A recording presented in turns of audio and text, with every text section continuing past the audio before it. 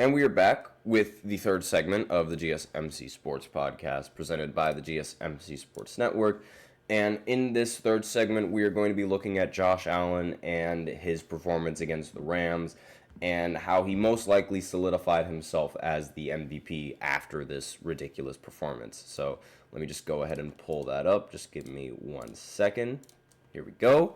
So as we know, Josh Allen and Lamar Jackson, they've been sort of in the running for the favorites to win the MVP. I made the argument that Lamar Jackson, he had much better stats, and Josh Allen, he has the much better team record, and he also has really good stats to go along with that. I'm not saying that Josh Allen's stats are way worse than Lamar Jackson, but now that he has the much better team record, it seems like Josh Allen is steadily becoming the favorite, and it seems like in this game, he solidified the favorite right after this game, right?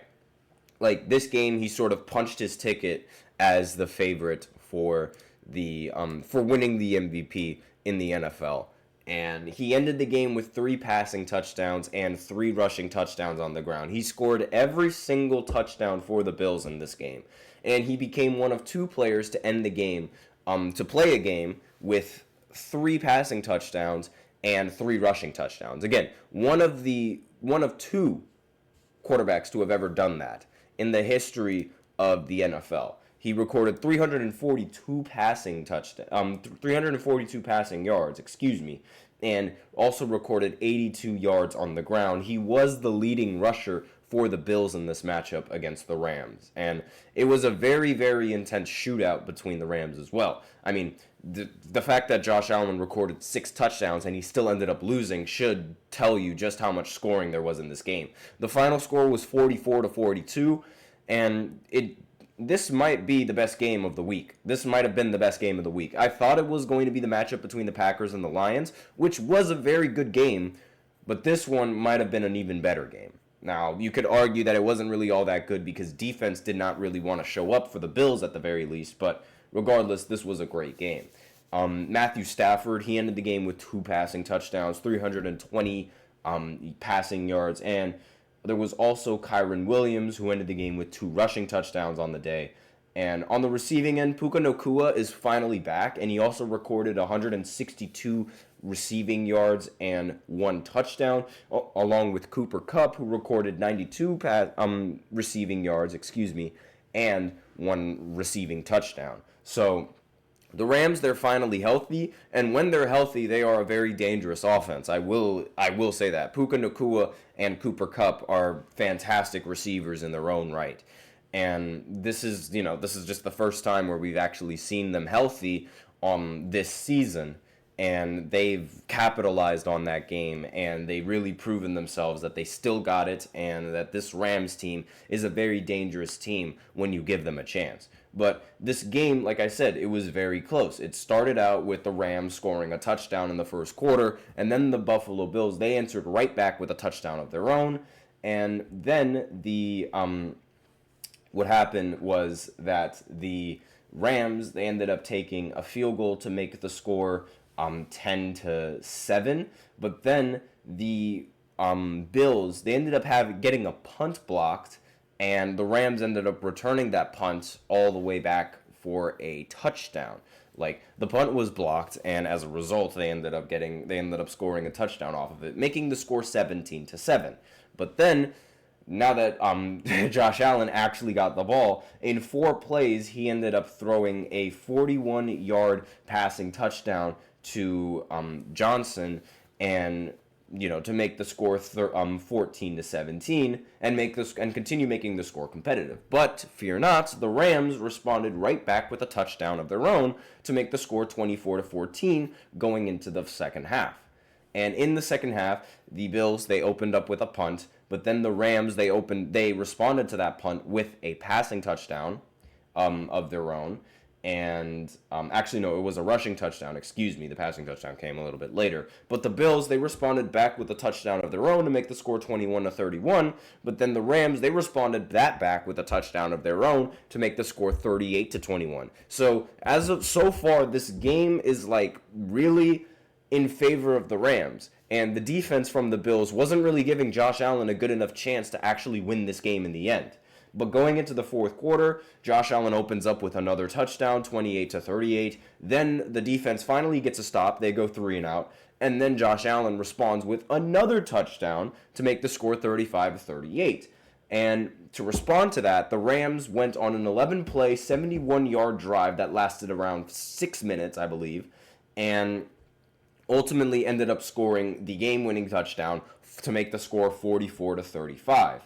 And then Josh Allen responded back with a touchdown to make the score 42-44. But of course, the onside kick failed, and the Rams ended up winning this game in the end. So a lot of scoring coming in this game. A very, very, very competitive game from both of these teams. And the Bills, I mean, I will say this. Most of the time, when the Bills end up losing a game, it's an embarrassing way to go out, in my opinion. Like, there is one side of the ball that ends up playing very, very bad that is almost inexcusable. Like, they have 3 losses on the year. And the one of those losses was against the Texans. In fact, that's the first loss that really comes to mind, where Josh Allen ended the game with only 131 passing yards. And again, it wasn't really a good game coming in from Josh Allen because he only completed 9 of his 30 passes. It was a very bad game. And then before that, it was against the Ravens, where they only put up 10 points. Meanwhile, the Ravens blew them out 35-10, right?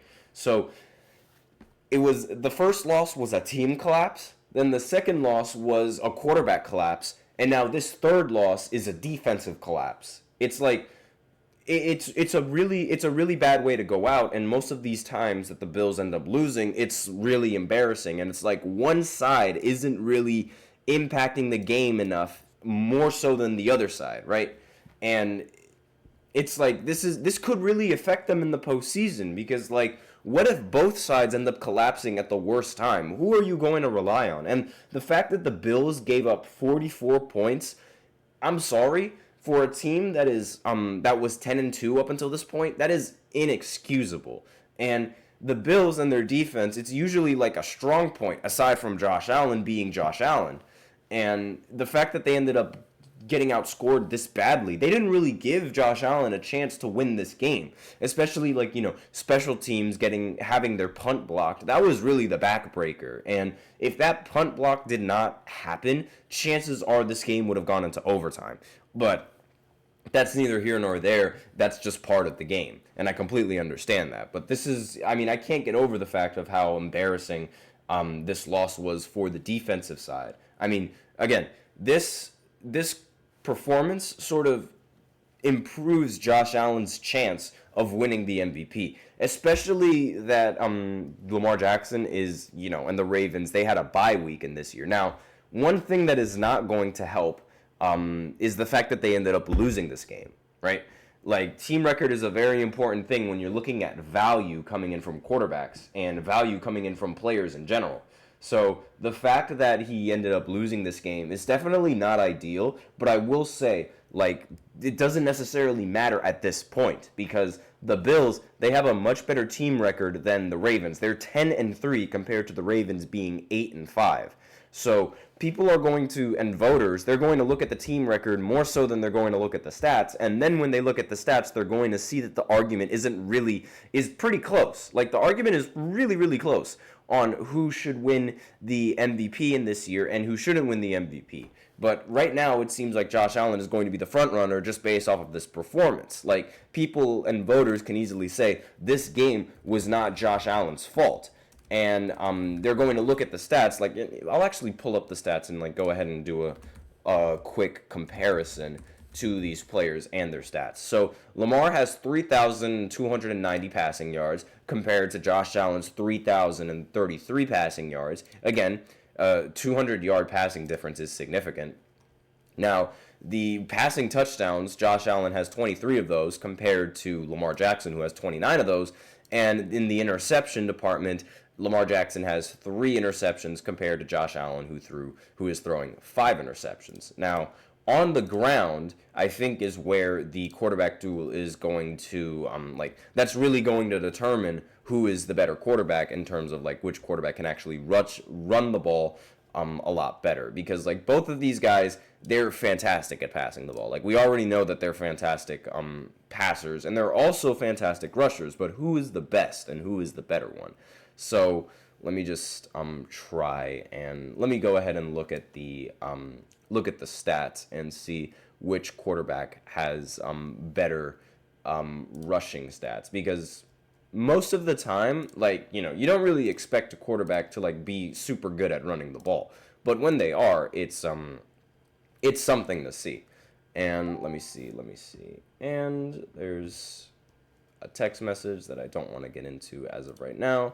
I'm trying to find the rushing stats. Hold on, just give me 1 second. Josh Allen stats, because that is going to be, I really think that's going to be the biggest deciding factor in this game. And let's see. So for this season, Josh Allen, he has 416 yards on the ground, and he also has 9 touchdowns on the ground. So if we look at Lamar Jackson's stats and his rushing yards on the ground, in this season he has 678 rushing yards, which is way more than Josh Allen, but he doesn't have as many rushing touchdowns as Josh Allen, where he has only 3 compared to Josh Allen, who has only 9. So it's going to be a very intense duel to see who ends up being the MVP. I will say this, however. Before, Josh Allen wasn't my favorite to win the MVP. Now it seems like he's like, I didn't even consider Josh Allen. I mean, I did, but like only because it's like he was right there in terms of voting and things. But I really thought that Lamar Jackson was going to run away with this award. Now I see that it's much closer than just Lamar Jackson running away with the award. So that's all that I really have to say in this third segment. So now we're going to go ahead and go into the fourth segment, where I recap all of the games that took place over the weekend in the NFL. So I'll be right back after this short break. Be sure to stay tuned.